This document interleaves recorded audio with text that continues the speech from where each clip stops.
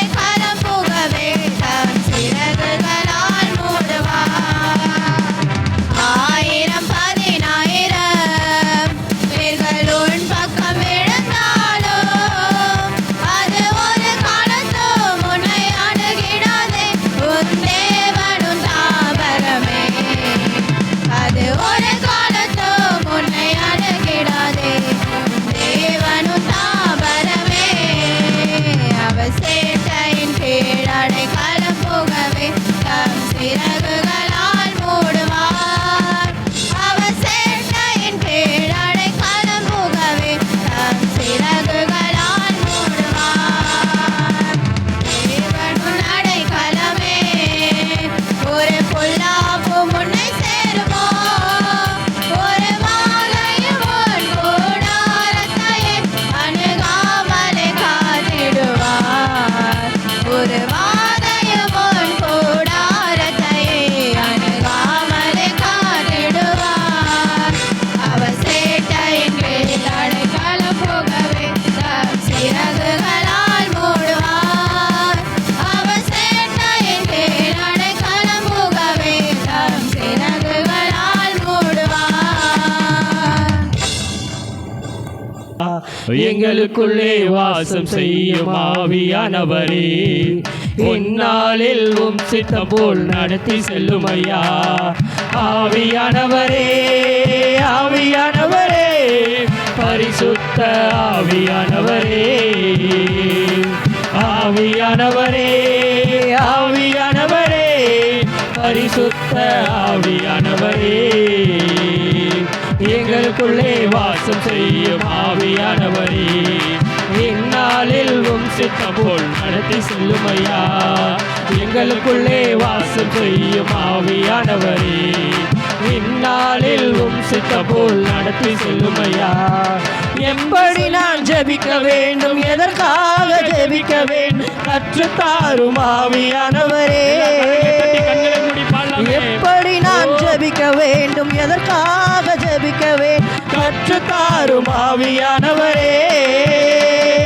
வேத வசனம் புரிந்து கொண்டு விளக்கங்களை அறிந்திட வெளிச்சத்தாரும் ஆவியானவரே.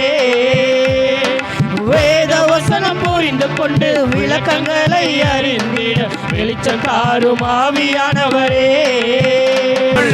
தேவன் பால் பொங்கி வழியுதே, என்னை ரட்சித்தார் நான் ஆடி பாடுவே. எவரும் அறியாதே உள்ளம் பொங்குதே, உள்ளம் பொங்கி பொங்கி பொங்கி வழியுதே. ஜீவிக்கிறார் இயேசு ஜீவிக்கிறார், என் உள்ளத்தில் அவர் ஜீவிக்கிறார். துணையவரே என்றென்றும் ஜீவிக்கிறார். வல்லமை உண்டே உண்டே, அற்புத வல்லமை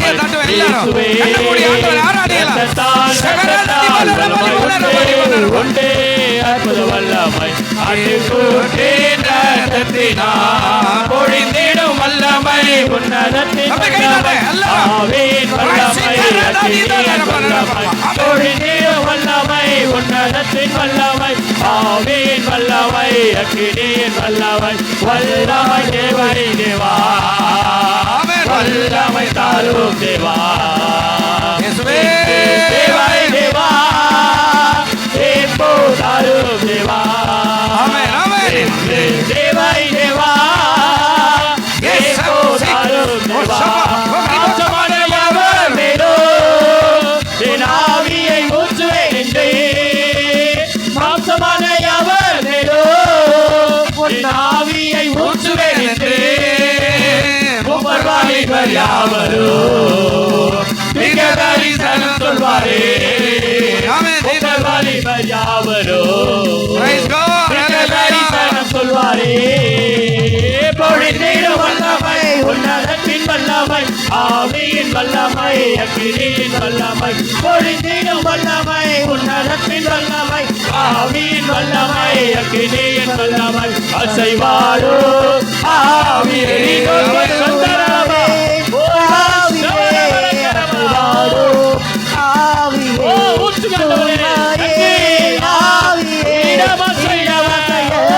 உள்ளம் நிரம்ப இறங்கி வாருமே இடமசைய உள்ளம் நிரம்ப இறங்கி வாருமே இடமசைய உள்ளம் நிரம்ப இறங்கி வாருமே இடமசைய உள்ளம் நிரம்ப இறங்கி வாருமே இடமசைய உள்ளம் நிரம்ப இறங்கி வாருமே.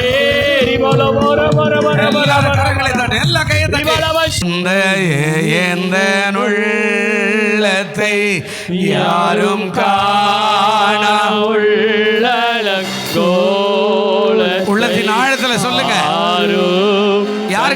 தெரியாது. உள்ளத்தில் இருக்கிற அந்த அசுத்தமான காரியம் யாருக்கு தெரியாது. உள்ளலக்கோலத்தை மனநோந்து மருளுகிறேன் பரிசுத்தம் என்றுகிறேன் மனநோந்து மருளுகிறேன் பரிசுத்தம் என்றுகிறேன் பரிசுத்த கூட்டம் நடுவில் ஜொலித்திடும் சுத்த ஜோதி. சொல்லுங்க எல்லாரும். ஆருமியே யோவேளையில் வாடி நெஞ்சம் வாரீரோ ஆருமியே யோவேளையில் ஆடி நெஞ்சம் வாரீரோ துணை வேண்டும் தகப்பனே உலகிலே என்னை எதிர்க்கும் சக்திகள் பல உண்டு துணை வேண்டும் தகப்பனே உலகிலே என்னை எதிர்க்கும் சக்திகள் பல உண்டு பொல்லாத கூட சேனையா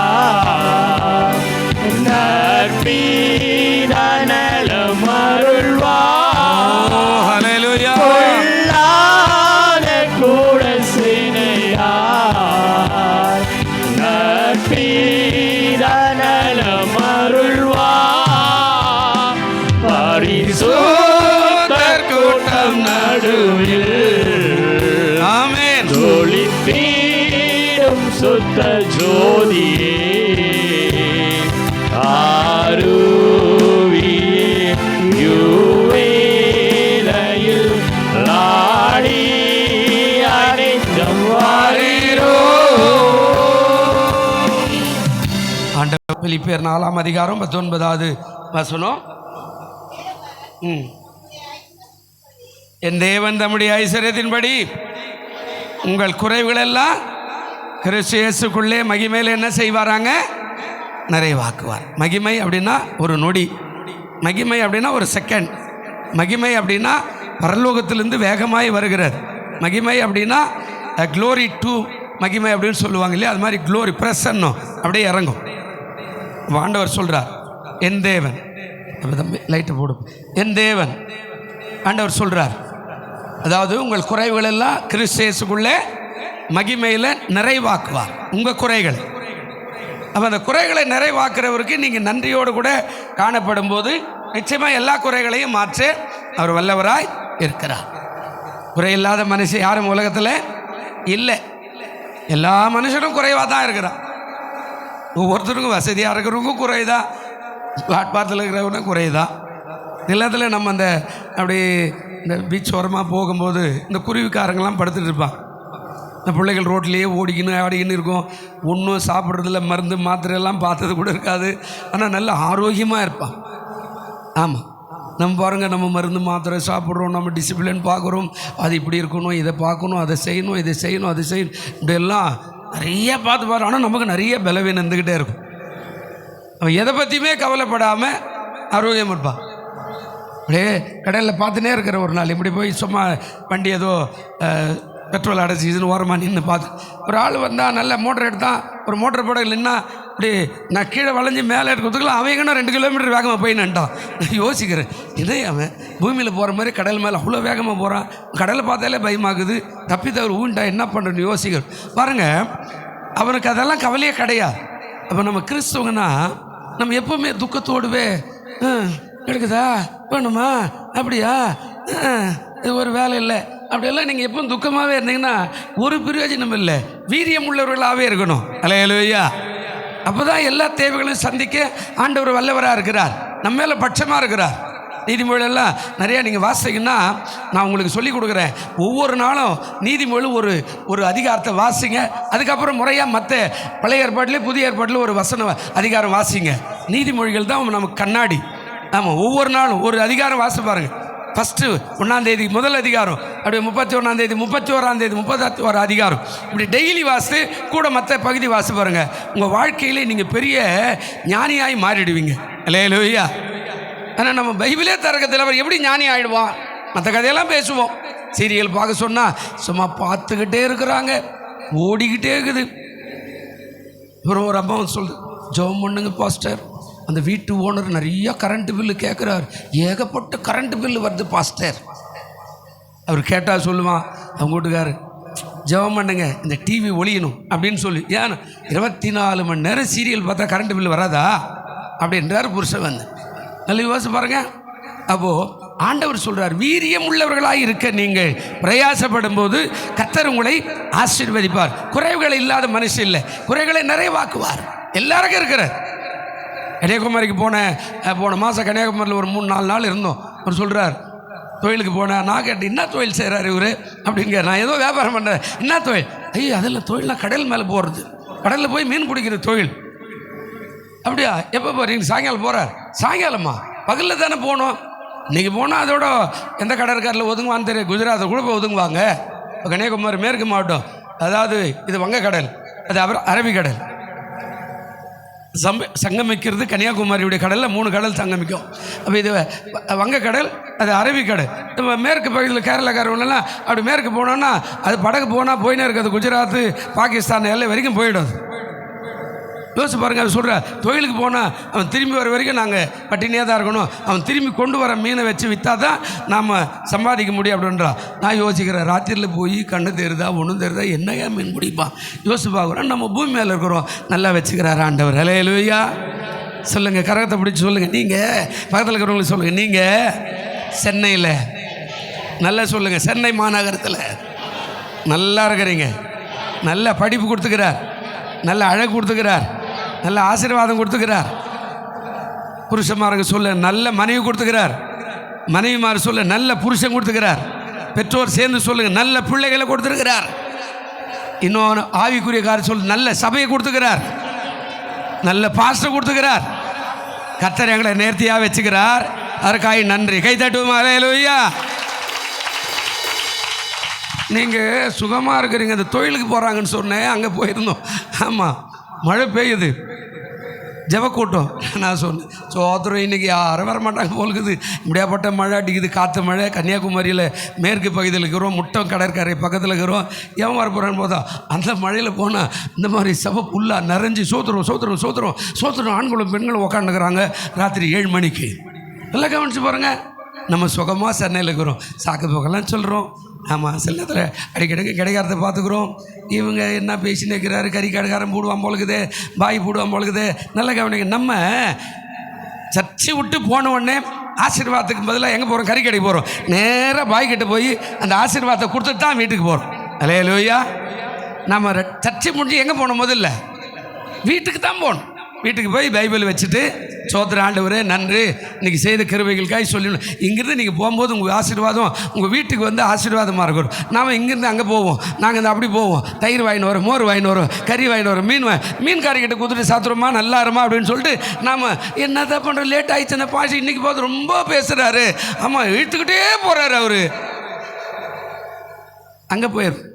வீட்டுக்கு போ, நேர ஆசீர்வாதத்தில் வீட்டில் போய் வேதாகமத்தை வச்சுட்டு சோத்திரம் பண்ணிட்டு அதுக்கப்புறம் கடைக்கு போ. கர்த்தர் ஒன்று ஆசீர்வதிப்பார். அல்லேலூயா. நம்ம அப்படியெல்லாம் கற்றுக்கணும் நிறைய காரியங்களை. அடா இவருக்கு தெரியாதப்பா, இவருக்கு என்ன தெரியும் அப்படின்னு நம்ம சொல்கிறோம். இல்லைங்க, ஆண்டவர் இந்த வேதத்தில் ஆதி ஆமத்துலேருந்து வெளிப்படத்தில் வரைக்கும் வாசித்து பார்த்தீங்கன்னா நிறைய அந்தந்த காலகட்டத்துக்கு என்னெல்லாம் கிடைக்கும், எப்படியெல்லாம் வாழணும்னு வச்சுக்கிறார். அப்போ நம்முடைய குறைகளை கிறிஸ்து இயேசுவுள்ள மகிமையில் அவர் நிறைவாக்க வல்லவராய் இருக்கிறார். இப்போ நம்ம ஆகிதியில் கொடுக்கறத பற்றி தான் பேசணும் போன வாரம். ஆமாம், கொடுத்தா ஆசீர்வாதம், கொடுக்கல அப்படின்னா ஆசீர்வாதம் வராது. நீ எவ்வளோ நாளைக்கு சாக்கு போக சொன்னாலும் நீ கடங்காரனாக தான் இருப்ப. இந்த சபையை விட்டு வேறு சபைக்கு போயிட்டேன்னா கூட கூட போனாலும் சரி தான், நீ எங்கே போனாலும் கடங்காரத்தான் தான் இருப்பேன். ஏன்னா நீ முதல்ல கடவுளுக்கு கொடுக்க கற்றுக்கினேன்னா தான் ஆசீர்வாதம். விதைன்றது ஒரு படி விதை, அறுவடை என்பது 10 மூட்டை அறுவடை. நல்லா கவனிக்கணும். விதையே நீ செய்ய மாட்டேன்ற, அப்புறம் நான் அங்கே போயிட்டா உயர்ந்துருவேன், இங்கே போயிட்டா என் குடும்ப பிரச்சனை மாறும், இங்கே போய் அதெல்லாம் ஒன்றும் நடக்கவே நடக்காது. நான் தைரியமாகவும் சொல்லி அனுப்பிச்சிடுவேன், போயிட்டு வா. நிறைய பேர் அப்படியே சொல்லிக்கிறேன், போயிட்டு வா பிரதர், ஓகே. நான் அதெல்லாம் கவலைப்பட மாட்டேன். ஏன்னா உனக்குரிய விசுவாசம் இல்லைன்னா நீ எங்கே போனாலும் அப்படியே தான் இருப்பேன். ஆண்டவர் சொல்கிறார், விதைக்க கற்றுக்க. ஜெபம் என்ற விதைக்க கற்றுக்க. முதல்ல ஜெபிக்க கற்றுக்க, அதான் விதை. ரெண்டாவது, எப்படி ஆண்டவரை துதிக்க கற்றுக்க, அதையே செய்ய மாட்டேன்ற. மூணாவது, வேதத்தை வாசி, அதுதான் விதை. ஆண்டவர் சொல்லுகிறாரு. அதாவது அப்போஸ்தலர் நடவடிக்கைகள் உங்களுக்கு ஞாபகம் தான், 16ஆம் அதிகாரம் 31வது வசனம் உங்களுக்கு ஞாபகம் தான். முதலாவது தேவனுடைய ராஜ்யத்தையும் நீதியை தேடுங்கள். இது எங்க சொன்னார்? நான் சொல்கிறது அது இது மத்தேயு 6:33மா. நான் சொல்கிறது அப்போஸ்தலர் நடவடிக்கைகள் 16:31 என்ன சொன்னார்? அதற்கு அவர், கர்த்தராகிய இயேசு கிறிஸ்துவை விசுவாசி, அப்பொழுது நீ உன் வீட்டார் என்ன பண்ணுவீங்க? எதுக்கு புருஷன் வேலைக்கு போகிறாரு, எதுக்கு மனைவி வேலைக்கு போகிறாங்க?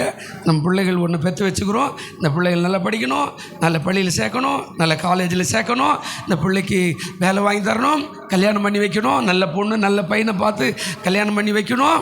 எல்லாமே அதுக்கு தான் நம்ம பிரயாசப்படுறோம். அதான் விதை. அப்போ நீ சம்பாதிக்கிற சம்பாதில் இங்கே கொடுக்கறது ஒரு விதை, நீ இங்கே வந்து ஜெபிக்கிறது ஒரு விதை, நீ வேதத்தை வாசிக்கிறது ஒரு விதை, தூங்கி இந்த ஆண்டவரே நாவி ஆத்துமா சரீரத்தை உமக்கு அர்ப்பணிக்கிறேன்னு சொல்கிறது ஒரு விதை. நீ எதுவுமே செய்ய மாட்டே, ஆண்டவர் மட்டும் வானத்தை திறந்து அப்படியே கொடுத்துருவாரு அப்படின்னா அது எப்படி வரும்? விதைக்கணும். ஜெபம் என்ற விதையை விதைக்கணும்.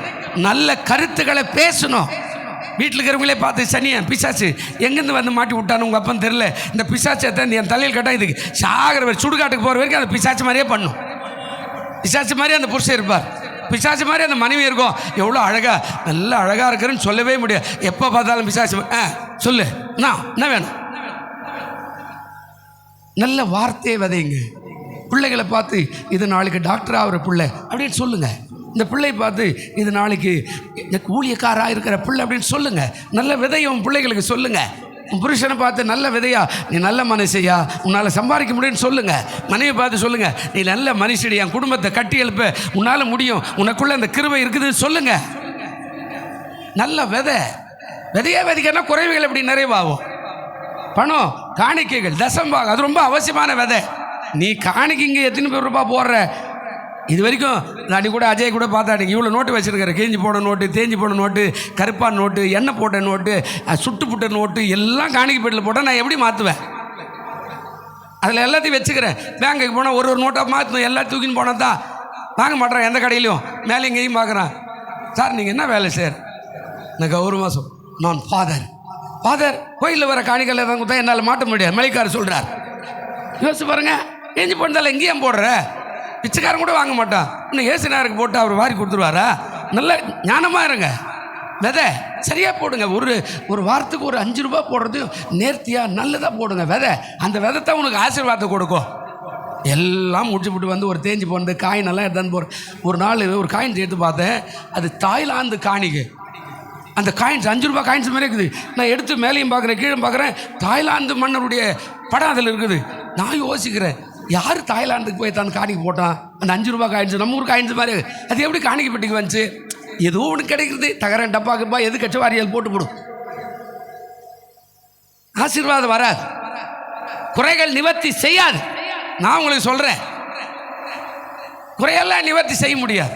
அப்போது ஆண்டவர் சொல்ல, விதை, நல்ல வார்த்தை விதை, நல்ல பாட்டு பாடு, நல்ல விதை.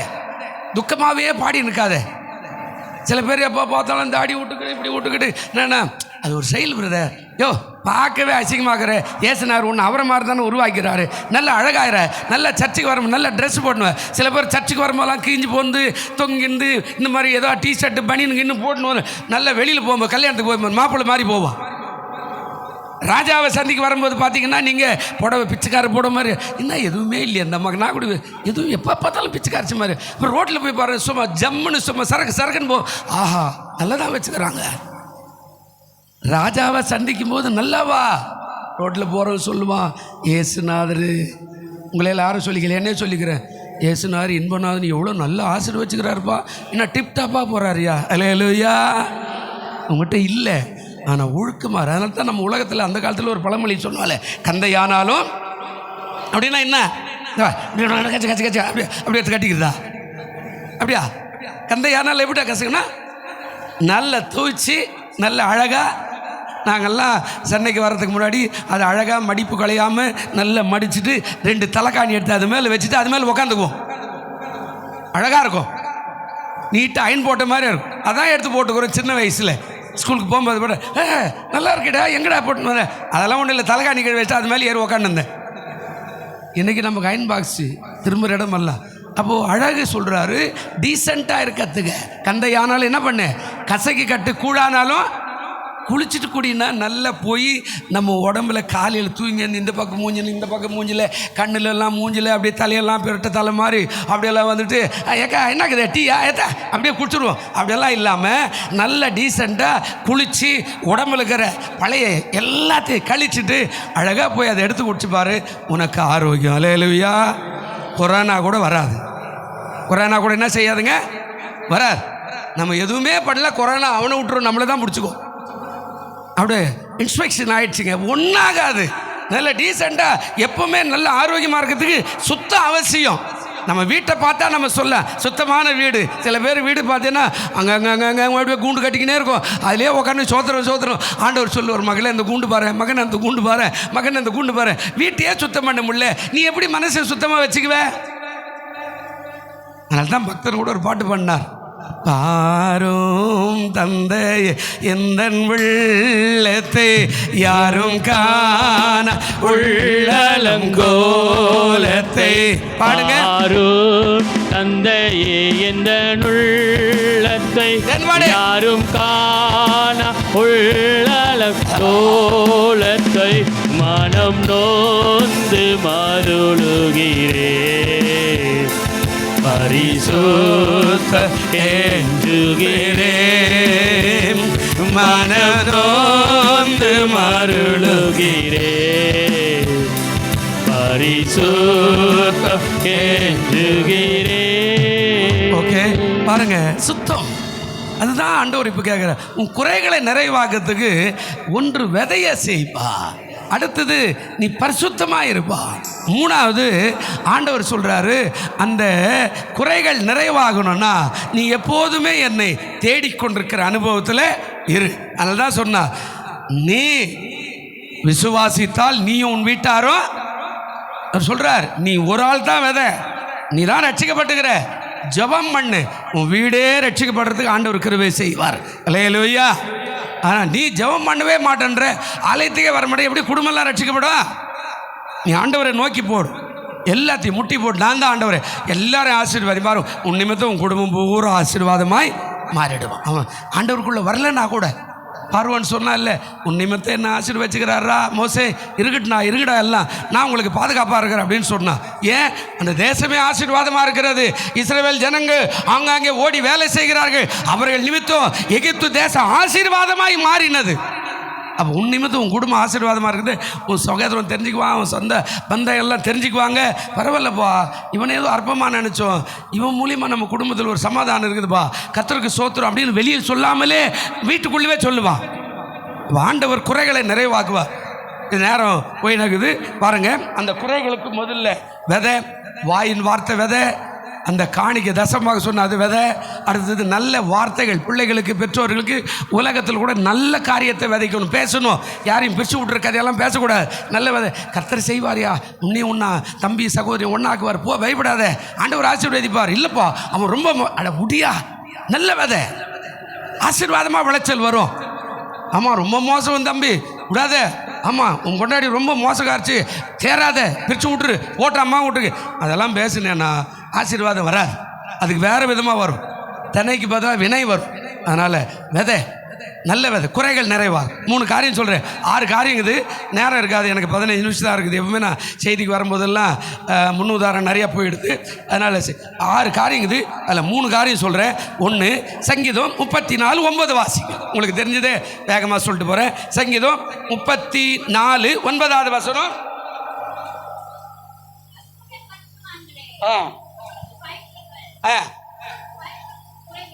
அவருக்கு பயந்தவர்களுக்கு என்ன இல்லைங்க. ஆண்டவர் சொல்றாரு, உங்களை பார்த்து ஆண்டவர் சொல்றாரு, கர்த்தருடைய பரிசுத்த வான்கள். இப்போ கை பிடிச்ச பக்கத்தில் சொல்லுங்க, நீங்கள் ஆண்டவருக்கு எப்படி இருக்கீங்க? இல்லை, கை பிடிச்ச அவங்க முகத்தை பாருங்க, பைபிளை பார்க்காதீங்க, அவங்க முகத்தை பார்த்து சொல்லு, நீங்கள் ஆண்டவருக்கு எப்படிப்பட்டவங்க? இல்லை, நான் சொல்லி கொடுக்குறேன், கர்த்தருடைய பரிசுத்தவான்களே அவருக்கு பயந்தர்கள் சொல். நீங்கள் கர்த்தருக்கு பரிசுத்தமானவங்க சொல்லுங்க. நீங்கள் கர்த்தருக்கு, நீங்கள் ஒருவேளை இது ஏன் கொடுக்க சொல்கிறேன்னு தெரியுதா உங்களுக்கு? இயற்கையாகவே உங்கள் நாவலில் ஆசீர்வாதம் இருக்குது, அதான் விதை. யாரை ஆசீர்வதிக்கிறாயோ ஆசீர்வதிப்பான்னு சொல்லிக்கிறாரா இல்லையா? அப்போ இந்த நாக்கில் தான் விதைக்குது. இந்த நாக்கில் நீ திருப்பி அழகாக உத்தமமான வார்த்தை பேசுகிறேன், நான் நல்லா இருப்பேன், நான் உயர்ந்திருப்பேன், என் குடும்பம் நல்லா இருக்கும், என் பிள்ளைகள் நல்லா உயர்ந்து படிப்பாங்க, நல்ல படிப்பாளியாக இருப்பாங்க, நான் முன்னேறி போவேன், என்னை கர்த்தர் உயர்த்துவார். இந்த நாக்கில் பேச பேச பேச அந்த விதையாகப்பட்டது செடியாக, அது கிளையாக, மரமாக வளர்ந்து கனி கொடுக்குற காரியத்தை செய்துவிடும். அதனால தான் அடுத்தவங்க சொல்கிறா, நீங்கள் கர்த்தருடைய பரிசுத்தவான்கள். அல்லேலூயா. நீங்கள் சொன்னேன்னா உங்கள் அபிஷேகம் அவனுக்கு போய் சொல்லும், நீங்கள் கர்த்தருடைய பரிசுத்தவான்கள். அல்லேலூயா. இப்போ ஆண்டவர் சொல்கிறாரு, கர்த்தருடைய பரிசுத்தவான்களே அவருக்கு இப்போ என்ன செய்யணும்? என்ன சொல்கிறாரு? அவருக்கு என்ன பண்ணுங்க? பயந்து, ரொம்ப பயபக்தியாக இருக்கணும். நீங்கள் எப்படி இருக்கணுங்க? பயபக்தியாக இருக்கணும். கடவுள் நம்மக்கிட்ட எதிர்க்க வரல. சில இடத்துல ஊழியக்காரை பார்த்த உடனே சோதரம் சோதரம் சோதரம் அப்படியே குடும்பத்தில், அதெல்லாம் இல்லை. எப்போதுமே அவருக்கு பயம். நான் செய்கிறது தப்பான காரியம், ஆண்டவர் பார்த்துன்னுக்கிறாரு, நான் இதை செய்யலாமா? நல்லா கவனிக்கணும்.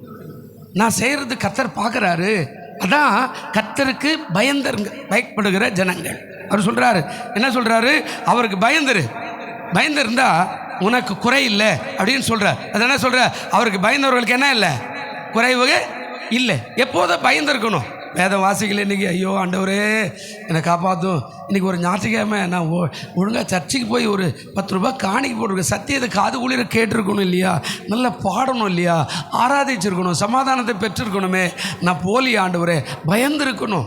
பக்கத்தில் இருக்கிறவங்கள, போன வாரம் என்ன பேசினார், போன வாரம் யாரெல்லாம் வந்தாங்க, போன வாரம் எதனா புதுசாக நடந்ததா, இதான் விசாரிக்கிறது. பயக்கணும். கர்த்தரை நான் விட்டுட்டுனே போன வாரம். அந்த பயந்திருக்கிறவர்களுக்கு குறைவில்லை. அதாங்க சொல்கிறார். அப்போ முதலாவது காரியம், நீங்கள் எப்போதும் பயந்திருக்கிறவர்களாக இருந்தால் உங்களுக்கு குறைவில்லை. ஆசீர்வாதம் எப்படி வருது பாருங்கள். உபாகமம் 6:13 என்ன சொல்கிறார் பாருங்கள். உபாகமம் 6:13 இருக்குதா பாருங்கள். தேவனாகிய கர்த்தருக்கு பயந்து அவருக்கே நீ ஆராதனை செய்து அவருடைய நாமத்தை கொண்டே ஆணையிடுவாயாக. அல்லேலூயா. அது சொல்கிறார், உன் தேவனாகிய கர்த்தருக்கு நீ முதலாவது என்ன செய்யணும்? பயப்படணும். 2வது அவருக்கே நீ என்ன செய்யணுங்க? ஆராதனை செய்யணும். 3வது அவருடைய நாமத்தை கொண்டே நீ என்ன செய்யணும்? ஆணையிடுனா என்ன? ஆண்டவர் உங்களுக்கு வேதத்தை வாசிக்க சொல்லினேன், அதுக்கு தான் சொன்னேன். எதுக்கு சொன்னேன்? ஏசாயாவில் ஒரு வார்த்தை இருக்கிறார், வரும் காரியத்தை என்னிடத்தில் கேளுங்கள், என் கரத்தின் கிரியைகளுக்கு நீங்கள் என்ன செய்யுங்க? உன் வயிற்று வலின்னா உன் வலது கரத்தை வயிற்று மேலே வச்சு டாக்டர்கிட்ட போங்க, மருந்து வாங்கி அதெல்லாம் அப்புறமா இருக்கட்டும், போகிறதுக்கு முன்னாடியோ போன பிறகோ உன் வயிற்று மேலே இந்த கரத்தை வச்சு சொல்லுங்க, இயேசுவின் நாமத்தில் இந்த சரீரத்தை நீர் உண்டாக்கினபடினால இந்த சரீரத்தில் இருக்கிற வலிகளை இயேசுவின் நாமத்தில் விடுதலையாகும்படியாய் உம்முடைய நாமத்தினால கட்டளையிடுகிறேன். அல்லேலூயா.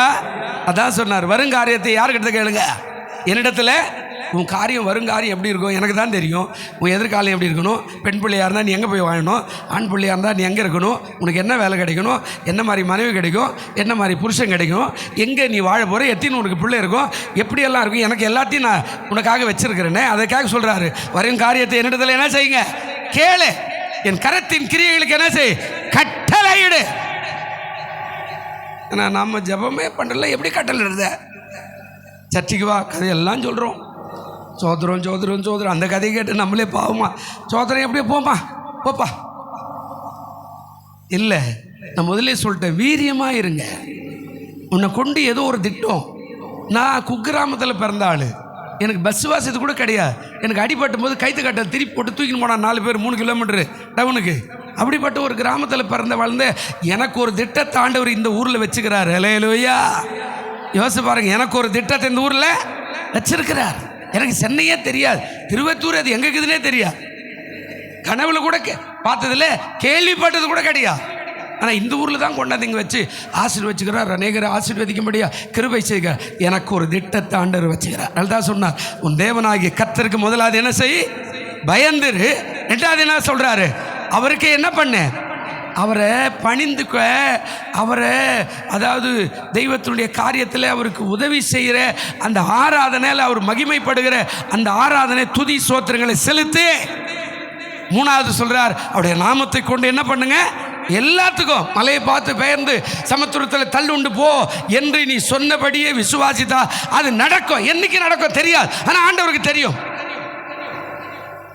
மொத்தவாட தெருவில் சபை ஆரம்பிக்கும் போது 1994 சாராய கடை பக்கத்தில், உள்ளே போகிறதுக்கும் முடியாது வரதுக்கு முடியாது. பாவம், அந்த ஜனம் ரொம்ப கஷ்டப்பட்டாங்க.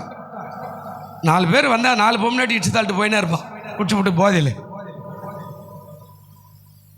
கண்ணீரோடு அழுதும். பாருங்க, அந்த கடையே அங்கே இல்லை, மாற்றிட்டார் அந்த காலத்துலேயே. உங்களுக்கு சொல்லித்தரேன், ஆணையிடுங்க இயேசுவின். ஆனால் நல்லதுக்கு மட்டும் ஆணையிடு, தேவையில்லாததுக்கெல்லாம் ஆணையிடக்கூடாது. சுயநலத்துக்கெல்லாம் பண்ணினா அது வராது. நல்ல காரியம் அப்படின்னா ஆணையிடு.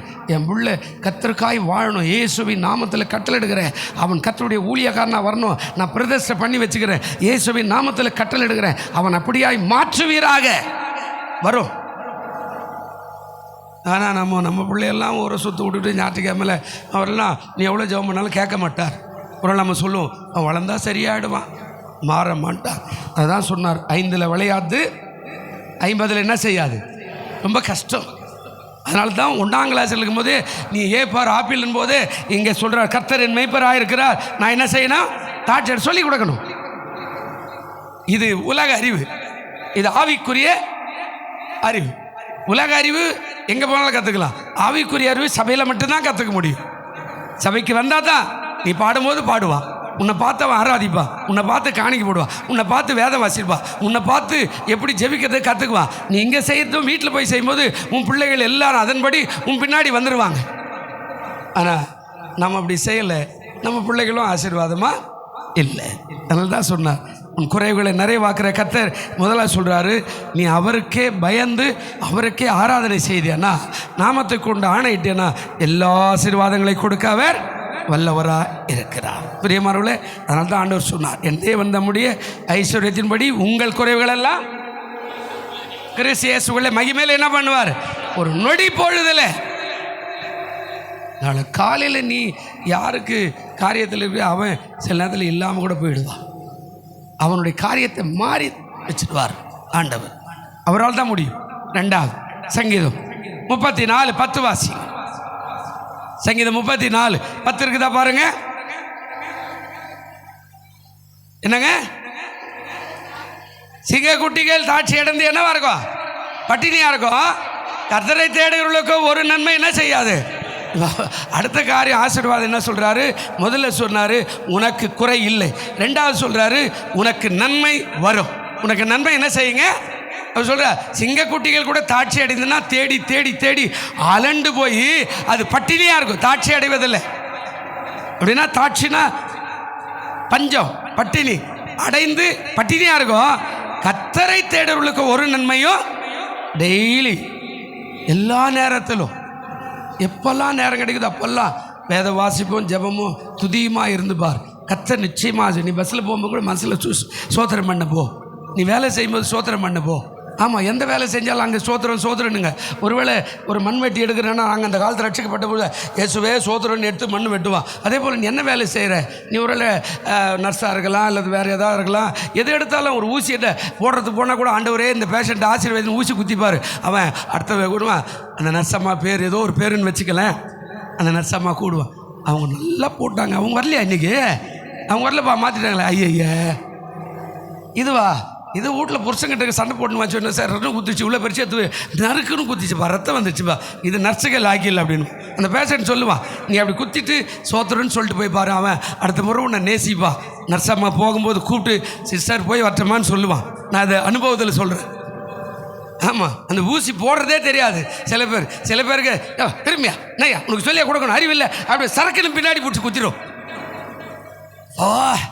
நர்சம்மாவுக்கு என்ன நம்ம மேலே கோபம் தெரியல, இவ்வளோ பேச்சு அடிச்சு விட்டுச்சு, இது தேய்ச்சிக்கிட்டே திட்டிக்கின்னு போவான் அந்த அம்மாவை.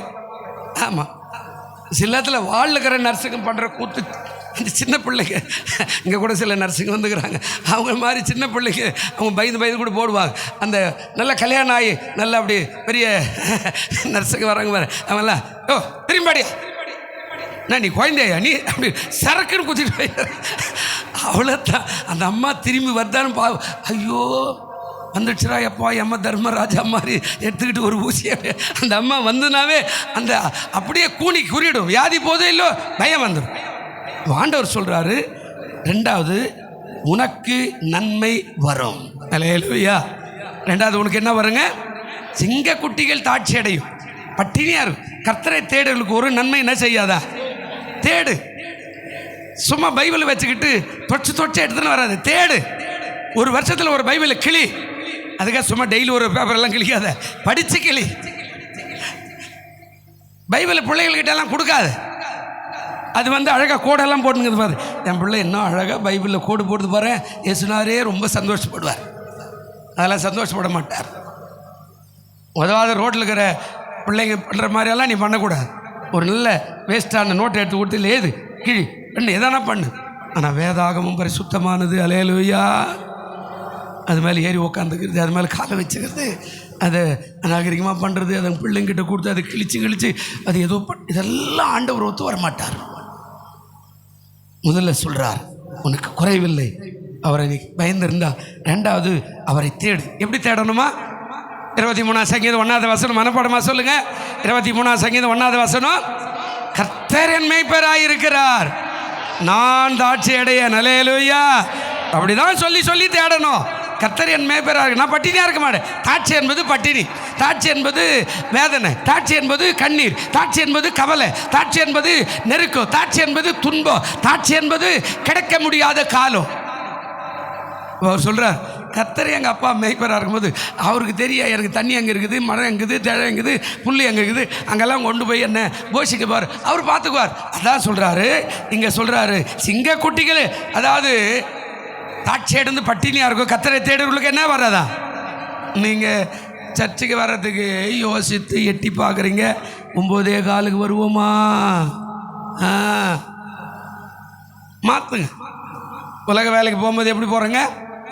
இங்கே ஒரு அம்மா ஒரு பிள்ளைய தம்மான போன வாரம் என்னடா அதுக்கு முன்னாடி பிடிச்சிட்டு ஒரு அம்மா கிட்ட பேசினே போகுது, அம்மா மாற்றணும் அவள் சீட்டு கொடுக்க மாட்டேன்றா அப்படின்னு இழுத்துன்னு வந்து டமான போகுது. திரும்ப சரியா நடந்து வாய எவ்வளோ குழந்தை.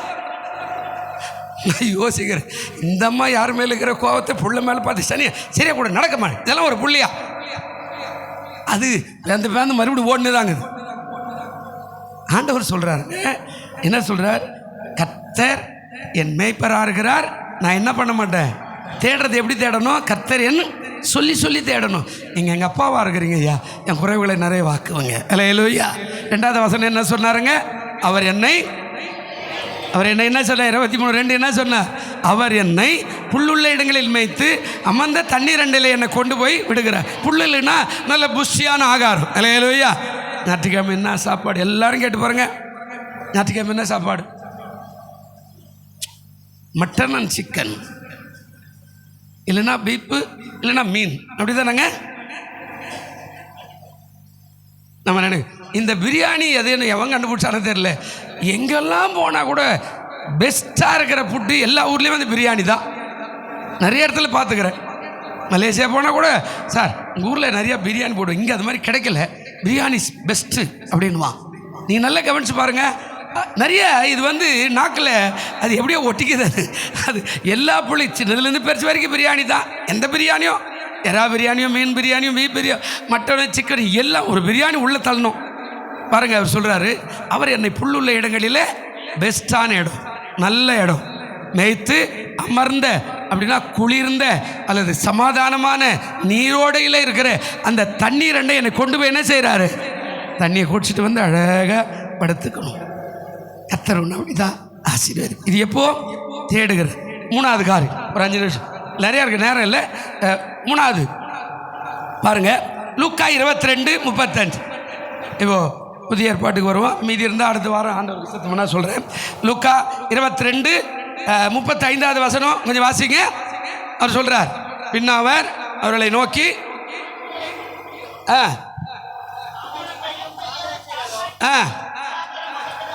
அனுப்பின போது ஏதாகிலும் உங்களுக்கு குறைவாக இருந்ததா என்றார். அவர்கள் ஒன்றுமே குறையில்லை. இது எங்கே ஊழியம் செய்யும்போது ஒரு நோட்டீஸை நல்ல கவனிங்க. இது மாதிரி ஒரு நோட்டீஸை உங்கள் கையில் கொடுக்குறோம். நீ ஒரு பையனை கொடுக்கணும், இதை ஜெபம் பண்ணி எடுத்துன்னு போய் கொடுத்தேன்னா உனக்கு குறை இல்லாமல் ஆண்டவர் பார்த்துக்குவார். அல்லேலூயா. இது சொல்கிறாரு ஆண்டவர். சொல்கிறாரு 2 பேராக ஊழியம் போய் செய்யுங்க அப்படின்னு சொல்கிறாரு. போகும்போது என்ன கொண்டு போகக்கூடாதுன்னாரு. அதில் என்ன சொல்கிறாரு? என்னதுங்க? முதல்ல என்னது எதுவும் போகாத. பணப்பை வேண்டாம், சாமான் பை வேண்டாம், பாதரட்சி செருப்பு கூட வேண்டாம். இல்லாமலே உங்களை அனுப்பினேன். உங்களுக்கு எதாவது குறைவாச்சா? இல்லை ஆண்டவர், எல்லாமே நிறைவாய் கிடைத்தது. அல்லேலூயா. 3வது என்ன சொல்கிறார் அப்படின்னா, உனக்கு நன்மை வரும். எப்படி அந்த 2வது நன்மைனா, 3வது உனக்கு என்ன சொல்ல வர்றாரு அப்படின்னா, உனக்கு குறைகள் இருக்காது. என்ன தேடனா உனக்கு எந்த நாள்லையும் எப்போதுமே உனக்கு என்ன வராது? குறைகள் இருக்காது. ஊழியம் செய்யும்போது உனக்கு குறைகளே இருக்காது. ஏன்னா நான் போஷிக்கிற ஆண்டவர். அல்லேலூயா. என்ன வேதத்தில் சொல்கிறார், ஒருவன் எனக்கு ஊழியம் செய்வானால் என் பிதாவானவர் அவன் என்ன பண்ணுவார்? கனம் பண்ணுவார். எனக்கு ஊழியம் செஞ்சு அவன் ஆசீர்வாதம். இன்னொரு இடத்துல சொல்கிறாரு, போர் அடிக்கிற மாட்டை வாய் கட்டாயாக. போர் அடிக்கிற மாடுன்னா அதை வாய் கட்டிட்டு போர் அடிக்கூடாது, சாப்பிட்டுக்கிட்டே ஓடிக்கின்னு வரணும். போர் அடிக்கிற மாட்டை வாய் கட்டாத. இன்னொரு இடத்துல ஒரு வார்த்தை இப்படி சொல்கிறார், நேரம் இல்லை நான் உங்களுக்கு சொல்லிட்டு போயிடுறேன். இன்னொரு இடத்துல இப்படி சொல்கிறாரு, ஊழியம் செய்கிறவன் ஊழியத்தினாலே போஷிக்கப்படுவான். கர்த்தருக்கு சேவை செய்கிறவன் கர்த்தனாலே போஷிக்கப்படுவான். யாரை கொண்டு எதனாலும் வரும். அப்போ ஆண்டவர் சொல்கிறாரு, 3வது ஊழியம் செய்யும்போது உனக்கு குறைவு கிடையாது, நிச்சயமாய் உயர்த்துவார். ஒரே ஒரு வாசனம் எழுந்திருக்கலாம். மத்தேயு எழுதின சுவிசேஷம் 10ஆம் அதிகாரம் 9-10 வாசிப்போம். மத்தேயு 10ஆம் அதிகாரம் 9வது வசனம் 10வது வசனம் வாசிங்க. வெள்ளியாவது செம்பையாவது வழிக்கு பையாவது 2 அங்கிகளையாவது பாதரட்சியாவது தடியையாவது தேடி வைக்க வேண்டாம். வேலையால் தன் ஆகாரத்துக்கு யாரா இருக்கிறான்? அல்லேலூயா. வேலை செய்தேனா ஆகாரத்துக்கு அவன் பாத்திரவானா இருக்கிறான். சும்மா சோம்பேறியா இருந்தா ஒன்றும் நடக்காது. உலகத்தில் கூட வேலை செய், முடிஞ்ச வரைக்கும் எந்த வேலைனாலும் செய்யலாம். ஆமாம், ஒன்றும் பிரச்சனையே கிடையாது. எல்லா வேலையும் வேலை செஞ்சேன்னா கூலி வரும், வேலை செய்யலைன்னா தான் வராது. 4 பிள்ளைகள் இருக்கிறாங்க, 4 பிள்ளைகளும் நல்லா சம்பாதிக்கிறாங்க, செட்டில் பண்ணிட்டாரு, போய் மளிகை கடையில் வேலை செய்கிறாரு. ஏயா என்ன அப்படின்னு கொடுங்க, அவன் சம்பாரித்து அவன் பிள்ளைகளை பார்த்துக்கிட்டோம், நான் சம்பாரித்து நானும் என் மனைவி பார்த்துக்குவோம், கொடுத்தா வாங்கிக்குவோம், பிள்ளைங்க கொடுத்தா வாங்கிக்கிறோம். இது சம்பாரிச்சாலும் பரவாயில்ல, எனக்கும் ஆரோக்கியமாக இருக்கும், ஓய்வு இல்லை அப்படின்ற மாதிரி இருக்கும், மனசில் தெம்பு இருக்கும், நானும் ஓடி உழைக்கிறன்ற எண்ணம் இருக்கும். காலையில் என்ன சோம்பேறியாக துணுமுட்டு டீ இல்லை காஃபி இல்லை மனைவிக்கிட்ட சண்டை போடுறதுக்காட்டிலும் நான் போய் அந்த வேலை செஞ்சுட்டு வந்தால் எனக்கு ஒரு வருமானம் வருது, அதை நானும் என் மனைவி வச்சுக்குவோம், அதே போல் பிள்ளைங்க கொடுத்தா அதையும் வாங்கிக்குவோம். பாருங்க ஆண்டவர் எவ்வளோ அற்புதமாக வச்சுக்கிறார். அவர் சொல்ல வேலையால் தன் ஆகாரத்துக்கு யாராக இருக்கிறார்? அப்போது என் தேவன் தம்முடைய ஐஸ்வர்யத்தின்படி உங்கள் குறைவுகள் எல்லாம், கிறிஸ்து இயேசு இல்லைன்னா வராது ஆசீர்வாதம். கிறிஸ்து தான் முன்னாடி, அது வழியாக தான் உனக்கு நன்மை, அது வழியாக தான் எல்லா ஆசீர்வாதம், அது வழியாக தான் எல்லா கிருபைகள், அது வழியாக தான் பரலோகத்துக்கே நீ போய் சேர முடியும். அவர் இல்லைன்னா நீ நேராக பரலோகத்துக்கு போக முடியாது. உலகத்தில் துருபதேசம் நிறையா பேசலாம், ஏசுனார் கிடையாது, பிதா கிடையாது, பரிசுத்தாவி கிடையாது, இப்படியெல்லாம் உலகத்தில் நிறைய கதைகளாக சொல்லியிருப்பாங்க சில பேர். ஆனால் ஆண்டவர் சொல்கிறார், நம்ம சரீரத்தை எடுத்துட்டாலே 3 தான் இருக்குது. 3 இருக்குதா இல்லையா? என்னங்குது? என்னய்யா என்ன புளி பார்க்குற மாதிரி நம்ம சரீரத்தில் ஏற்றினுக்குதுங்க. என்னக்குது? ஆவி, ஆத்மா. இதில் எது பார்க்காது? எங்கள் ஆவி கூட பார்க்கல, ஆத்மா இந்த சரீரம் பார்க்குறோமா இல்லையா? ஆவி ஆத்மா சரீரம் பார்க்குறோமா இல்லையா? ஆவி அப்படின்னா நம்ம மூச்சு விடுற மாதிரி இருக்குதா இல்லையான்னு பார்த்துக்கலாம். இருக்குதா இல்லையா? பா மூச்சு இருக்குதுப்பா, உயிரோடு இருக்குதா? ஆத்மா எங்கே இருக்குது? இதுக்குள்ளே 1008 கேடுபாடம் இருக்குது, நல்லது இருக்குது. இது யாருக்கும் இது 3 இல்லைன்னா மனுஷன் யார்? ஆத்மா போயிட்டா அவன் யார்? லூஸ். ஆத்மா போயிட்டா ரோட்டு மேலே சுற்றுறான் பார், அவன் யார்? மென்டல். ஆத்மா இல்லை, அவனுக்கு எதுவும் தெரியாது, நல்லது யாரும் கேட்டது அது எது ரோட்டு மேலே சுற்றிட்டு இருப்பான், ஆய் ஊயின் கத்தின்பான், துணி இருக்காது, நிர்வாணமாக சுற்றிக்கிட்டு இருப்பான். அவன் மென்டல் ஆகிட்டான்னா அவனுக்கு நினைவு போயிடுச்சு, நடைபெணும். அப்போது மூச்சு போயிட்டா அவன் யார்? சொல்லு நர்சம்மா, யார்? டெத். அப்படி தானே? இது போனா ஆவி, இது போனால் என்னதுங்க போயிடுச்சு சரீரம். டாக்டர் சொல்லுவார் லங்ஸ் போயிடுச்சு சார், ரொம்ப கஷ்டம், அவ்வளோதான். குடிச்சு குடிச்சு குடிச்சு குடிச்சு உள்ள மொத்தம் வெந்து போய் எல்லாம் போயிடுச்சு, ஒட்ட வைக்கிறது கூட வழி இல்லை அப்படின்னா அவுட் சார்ன்றுவா. அப்போ இந்த 3 எப்படி இருக்குதோ அதே மாதிரி தான் பிதா குமாரன் பரிசுத்த ஆவி 3ம் திரியேக தேவன்களாய் இருக்கிறார்கள். அல்லேலூயா. ஆண்டவர் சொன்னார், என் தேவன் தம்முடைய ஒரு ஐஸ்வர்யத்தின்படி, அவர் சொல்கிறார் தம்முடைய ஐஸ்வர்யம் பரலோகத்தில் இருக்கிற அந்த ஐஸ்வர்யத்தின்படி உங்கள் குறைவுனா என் குறைவுகள் எல்லாம் கிறிஸ்து இயேசுக்குள்ள ஒரு நொடி பொழுதில் ஒரு மகிமையில் அவர் நிறைவாக்க யாராக இருக்கிறார்? வல்லவராய் இருக்கிறார். அப்போ 3 காரியம் ஒன்று மீதி இருக்குது, அதெல்லாம் இன்னொரு நாளைக்கு பார்த்துக்குவோம். 3 தான், நல்லா கவனமாக போங்க. 1, அவருக்கு பயந்துரு. எப்போவுமே அவருக்கு பயந்துடு. ரோட்டில் போனாலும் வேலையில் போனாலும் சர்ச்சுக்கு வந்தாலும் நடந்து வந்தாலும் அவருக்கு பக்தி உள்ள பிள்ளையார். 2வது எப்போதும் அவரை தேடு. நல்ல காரியம் வரும்போது தேடு, கெட்ட காரியம் வரும்போது தேடு. சில பேர் அண்ணா செத்துட்டாங்கன்னா ஏசுனாரே உனக்கு கண்ணுக்கு தான் மூக்கு தான் ஊய்ந்து பிறண்டு பெரிய ஏசுனார் பாயா அப்படின்ட்டுருவான். இல்லை, எல்லாவற்றுக்கும் ஒரு நோக்கம் இல்லாமல் யாருக்கும் எதுவுமே ஆண்டவர் செய்ய மாட்டார். இப்போ தெரியாது, ஒரு காலம் வரும்போது தான் தெரியும் ஏன் நடந்தது. அவர் செத்துட்டார் அவரெல்லாம் சொல்லலாம், ஏன் செத்தார் தெரியாது. இப்போ ஒரு காலம் வரும்போது தெரியும். 3வது அவருக்கு எப்போதுமே ஊழியம் செய்யும். ஏதாவது ஒரு துரும்ப கூட எடுத்து போடும், உனக்கு பலன் வரும். அல்லேலூயா. அதனால் இப்போ இந்த மாதிரி நோட்டீஸ் எல்லாம் கூட கசி இங்கே போடுறாரு, எடுத்துகிட்டு போய் ஜெபம் பண்ணி ரோட்டில் போகிற ஏதோ ஒரு ஆளுக்கு படி அப்படின்னு சொல்லிட்டு போ, பலன் வரும். அல்லேலூயா. அதனால் ஒரு குறைவில்லாதபடி பார்த்து கொள்ளுறேன். கர்த்தரை தேடுவோம். கர்த்தர் உங்களை ஆசீர்வதிப்பார். நல்ல பிதாவே, பார்த்து கொண்டிருக்கிற கேட்டு கொண்டிருக்கிற அத்தனை பேரையும் இதா குமாரன் பரிசுத்த ஆவியின் நாமத்தில் ஆசீர்வதிக்கிறோம். கிருபை பாராட்டும் இயேசுவின் நாமத்தில் வேண்டிக் கொள்ளுகிறோம் நல்ல பிதாவே. ஆமேன், ஆமேன்.